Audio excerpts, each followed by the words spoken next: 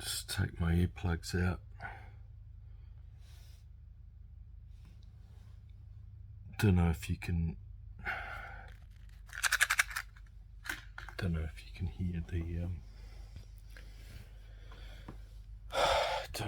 hear the diesel engines.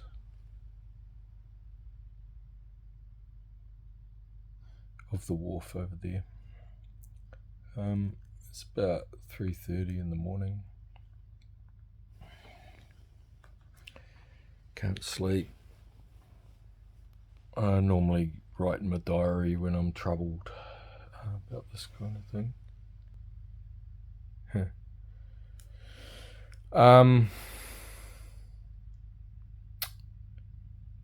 Having a hell of a lot of trouble around showing and sharing my internal process. I mean, why do I make all these YouTube videos, right? I mean, why do I make these YouTube videos? Why do I, gesticulate and do ad hoc poems and do sort of quasi-floor talks, or do, psycho-mythical unpacking to, I think, a generous capacity of self and content in a short form way. Why do I do all this? Well, obviously there's a sort of wanting to share, and that is the necessity and need of the artist, is to connect. It's a social practice. It's namaste, my heart to yours, and that's art. And the self-authorship platform is one of the only ones I have. I can't show. I can't work with gallerists. Constantly edited and minimized and confused. I go through a genuine process which I think is fairly universal for artists. For me, it's revelation and despair, and how do I, as an outsider, a wounded soul from a broken, fractured family, in a feminist country, a man in a feminist country, have any platform for dealing with the disestablishment of my sense of meaning, self and worth, place and belonging, like a Maori, you might say. I've, on one hand, I've been very strong for 30 years, showing really arresting and confrontational and emotional and interesting work.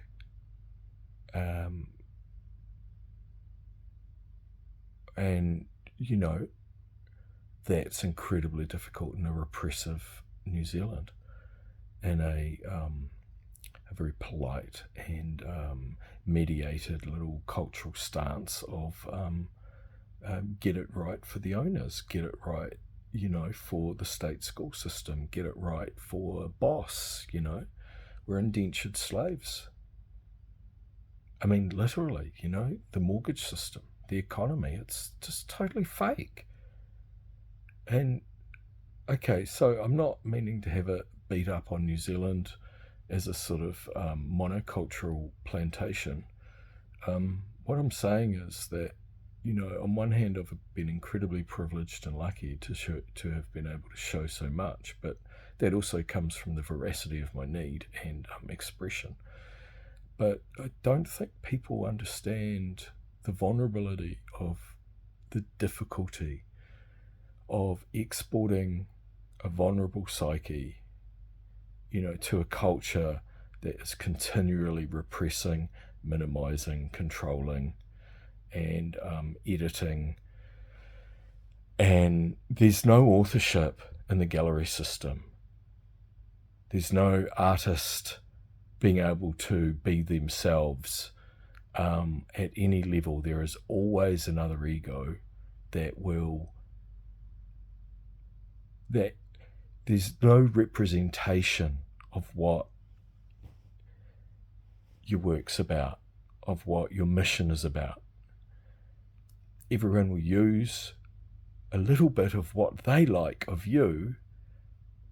You know, it's like it's a bunch of posh women's shops playing salon. It's lady gaze, you know, with the dying male role of a model of artist that comes from the great cultural Marxist makeover. You know, New Zealand men are dying, you know. Every art school has 80% women in it. Every art gallery I deal with is a female-led business. I don't get authority to be myself in any of those situations. There is always a compromised social strut of feminized ego at play.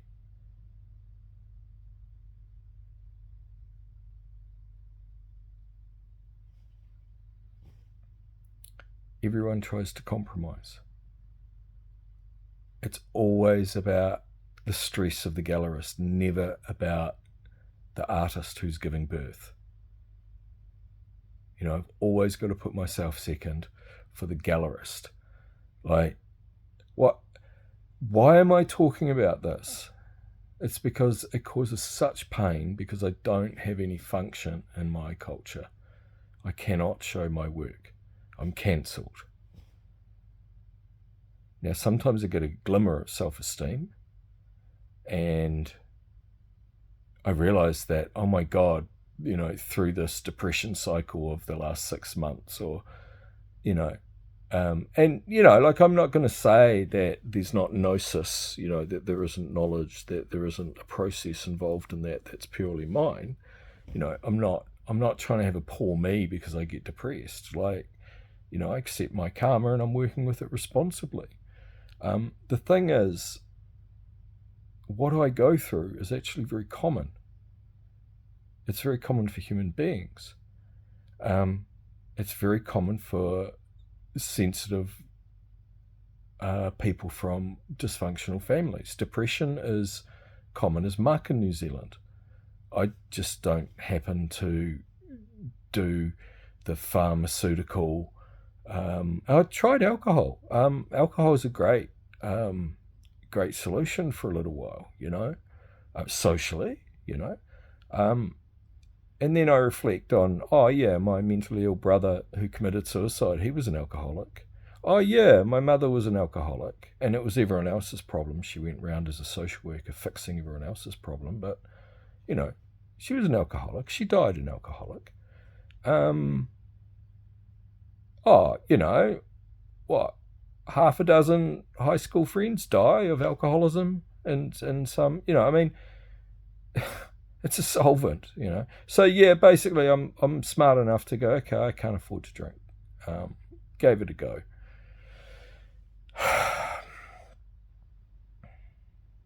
I see art as healing. I see art as a journey of the sacred. I see social fragmentation and the way reality is being repackaged by a kind of groupthink consensus trance.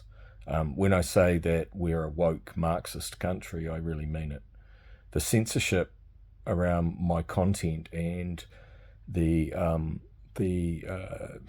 angst and grief behind my condition is real, and it's real for many people. I keep getting stymied by New Zealand. There's a place called the Depression Recovery Centre in Wellington. They wanted some art.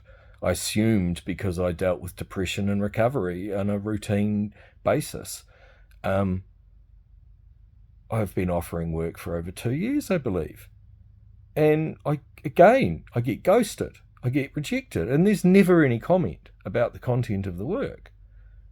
I offer my recent crop of what I think is moderate and good James Robinson collectible artwork to my best gallery, PG Gallery in Christchurch, for their stock page. And, she puts up a doodle. Like, and there's no comment about the fucking 10 works I've just offered. Like, it doesn't, in every instance, like, and I'm not saying these people don't care about me or like me or even appreciate my art sometimes, but for the most part, if it's not part of a fashionable, sort of feminized, domesticated handbag logo of name dropping, dress circle bitches, the other thing that's going on is like there is actually no one qualified to handle masculine art in New Zealand. It's it's all suck up to the rich who are endemically, you know, like we don't have a mature emotional culture anymore, and an artist basically is in a self wounding exercise, trying to show genuine art in a public context. That's what happens. Like, I've pretty much lost 3, 4, 5 galleries, and of course we're in a hideous recession.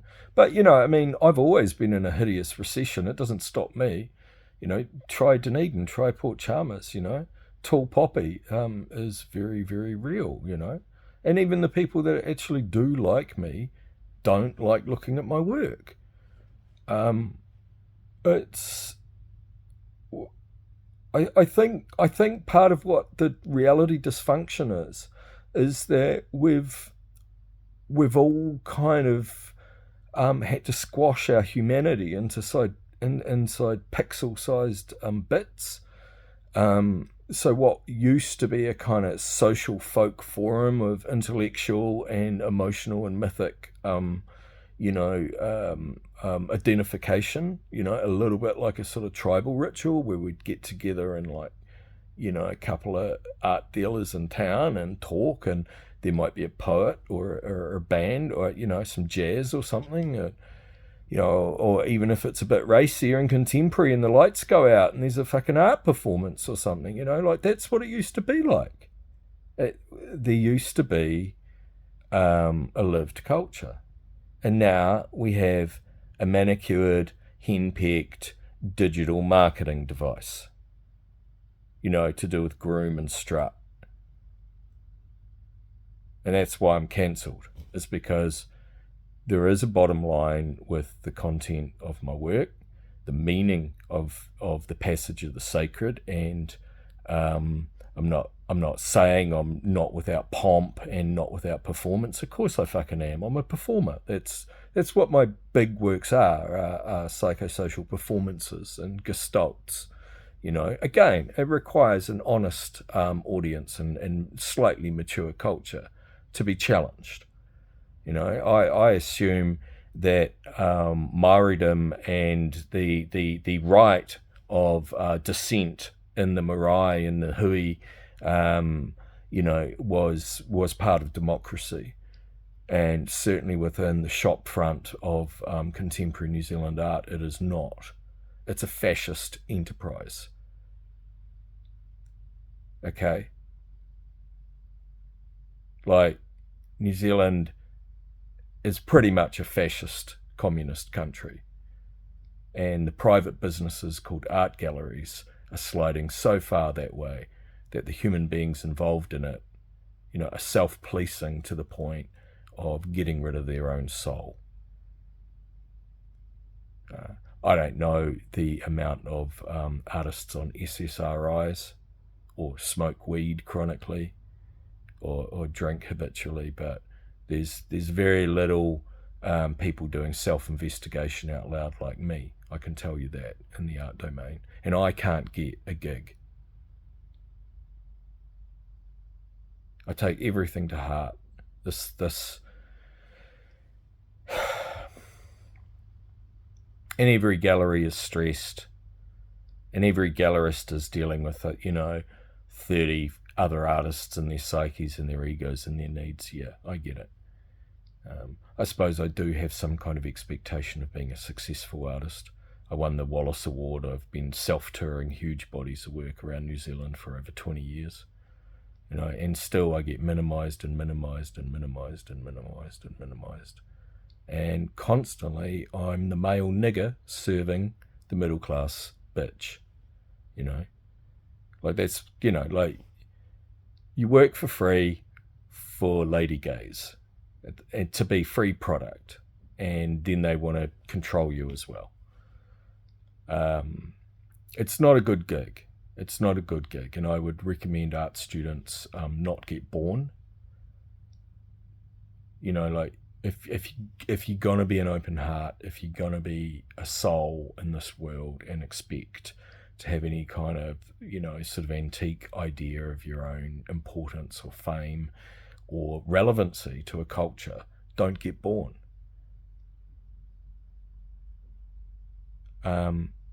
It can't be done.